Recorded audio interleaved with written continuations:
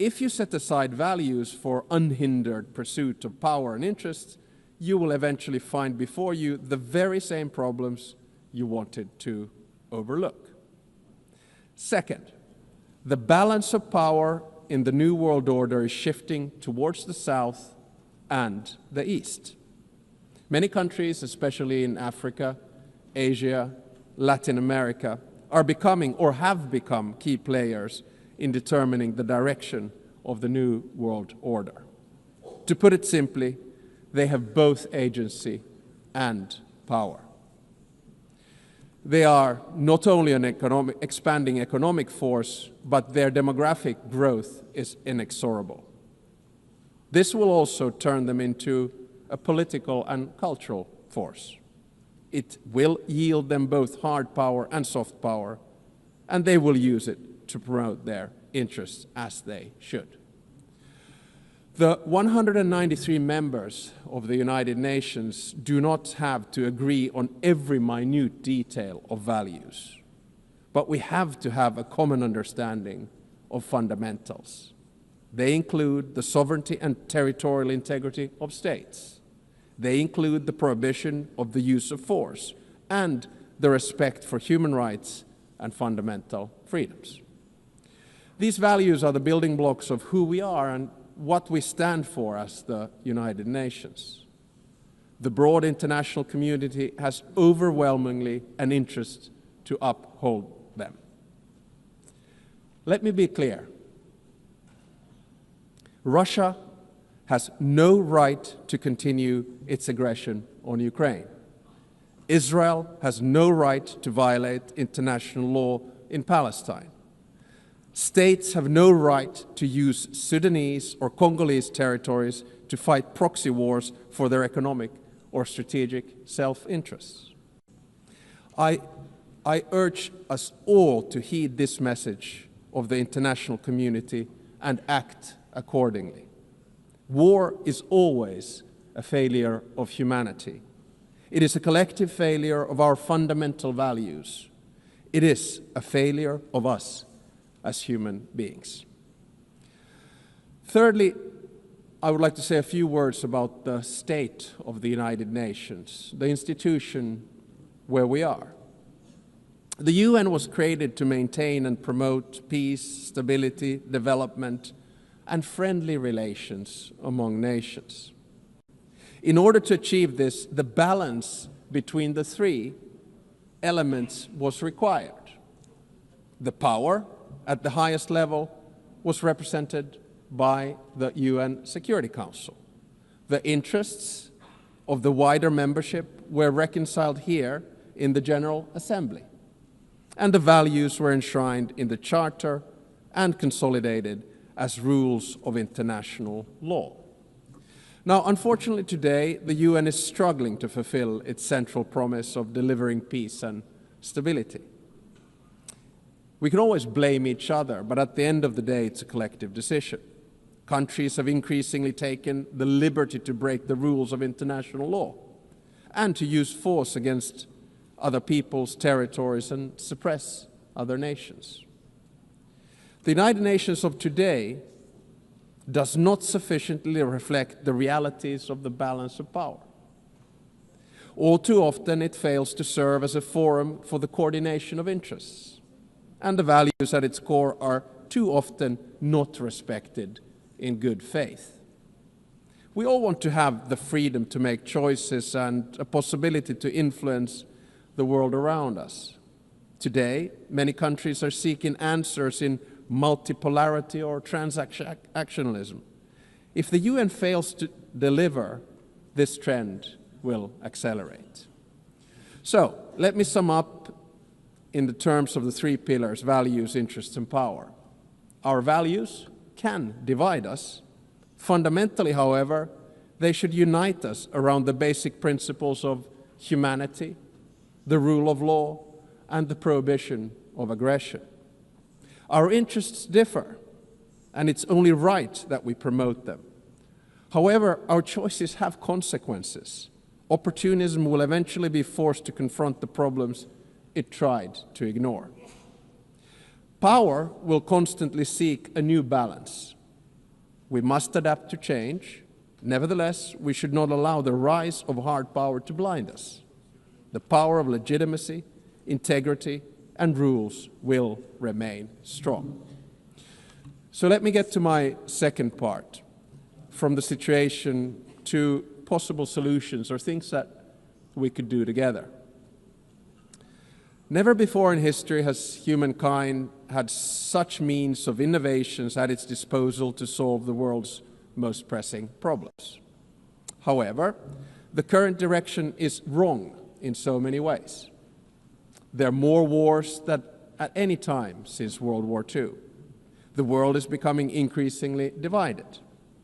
And so are our societies, and the measures to deal with climate change and sustainable development are lagging behind. In different parts of the world, we're witnessing immense civilian suffering and blatant disrespect for humanitarian principles. For me as a Finn, Russia's war of aggression in Ukraine not only reminds me of our past, but is directly linked to the security of the part of the world where I live. On the other hand, there is aggression and total disregard for civilian life, and an attempt to undermine the fundamental principles on which the international order is based. On the other hand, there's a bastion of freedom that is defending its right to exist and to make its own choices.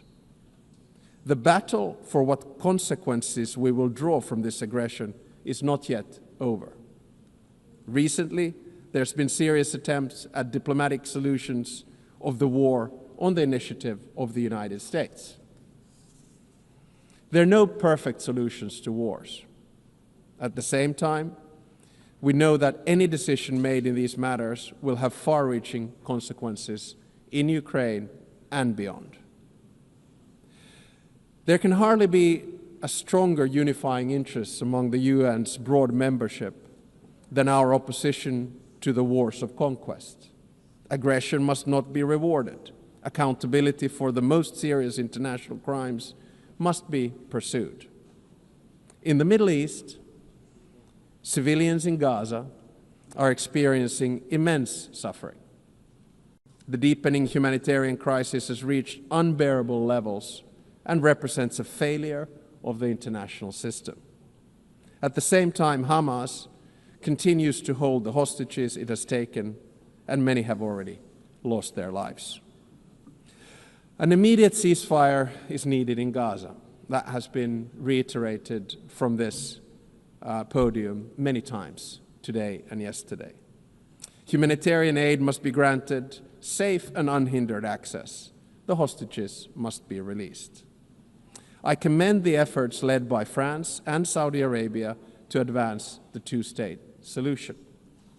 The negotiations must meet the Israeli and Palestinian security needs and Palestinian right to self-determination, its legitimate aspiration for statehood and sovereignty. The occupation that began in 1967 must end, and all permanent status issues must be resolved. Correspondingly, the countries that have not recognized Israel must do so. At the same time, the international community must support and strengthen the Palestinian Authority for it to govern the entire Palestinian territory effectively. This is the only viable option for achieving a two-state solution.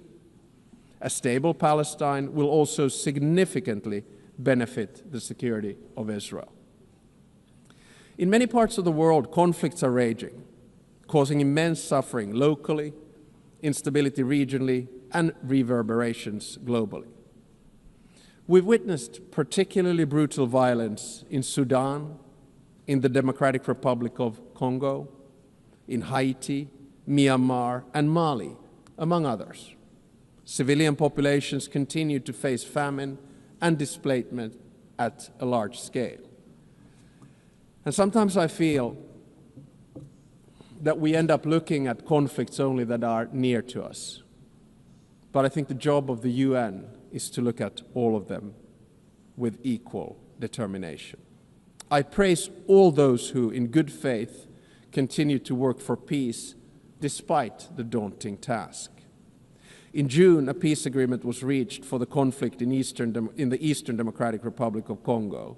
The true test, like with all peace agreements, lies in its implementation. Does it stick?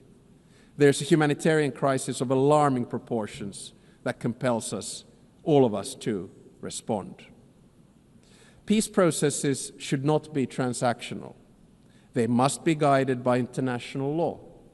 All countries and stakeholders in the region must be engaged and committed to achieve sustainable peace. The presence and involvement of the UN is essential. I would also like to stress the crucial work carried out by journalists amid conflicts and in other difficult circumstances. Attacks on members of the media are unacceptable. Media freedom is the basis for democracy. It is a prerequisite for an open society. The ability of the press to carry out its work is important for all of us. Ladies and gentlemen, the composition of the UN still largely reflects the world of 1945. As the world has changed drastically, so should the decision-making at the UN. Last year, in this very hall, I argued for a reformed Security Council, a council where currently underrepresented regions would have a stronger voice through permanent seats at the table. The number of permanent members should be increased in the UN Security Council for Latin America. I think I'm going to say this every year because it's the only place where I get applause. No single state should have a veto power. And if a member of the Security Council violates the UN Charter, its voting rights should be suspended. I believe that these changes at the top of the UN are necessary in order to maintain the UN's central role in international relations. At the same time, a more comprehensive reform of the UN is needed. I commend the Secretary General for his UN80 initiative, and I encourage him to take bold and ambitious action. So Finland strongly supports the UN and wants it to succeed. Therefore, we stress the need for true reform to enhance the organization's credibility, relevance, and efficiency. This will ensure that the UN can act. The UN needs to focus its efforts on its most important goals: ending and preventing wars, protecting human rights, and acting as a catalyst for sustainable development. And also, we need to get the UN back into peace mediation. I would argue that one of the reasons that we have so many wars right now is that the UN is absent from peace mediation. No other organization can offer the legitimacy comparable to that of the UN. If the UN is absent, conflicts are not resolved without it, which is not in our common interests. The UN is needed as a mediator, and the member states should support it at this endeavor. Finally, Finland is strongly engaged in the work of the UN and will remain so. Therefore, we're also standing for election to the Security Council for the term of 2029 to 2030. Should we be elected, Finland pledges to be a principled and pragmatic partner for peace. We are principled in our commitment to international law with the Charter at its core. We are pragmatic in seeking solutions that truly advance international peace and security, recognizing that progress is often incremental. At the outset of my speech, I said that each and every one of us has agency, a say how the new world order will look like. We want to be able to make our own choices and have an impact on the world around us. Nelson Mandela saw truth and reconciliation as the only hope for nations that are bitterly divided. The same applies to relations between states. We should learn from history, but always look to the future, bearing in mind that our decisions will shape it. Thank you very much.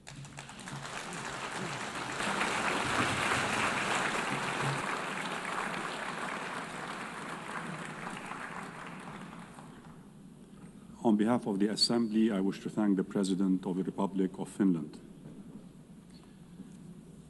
The Assembly will hear an address by His Excellency Julius Maada Bio, President of the Republic of Sierra Leone. I request protocol to escort His Excellency and invite him to address the Assembly.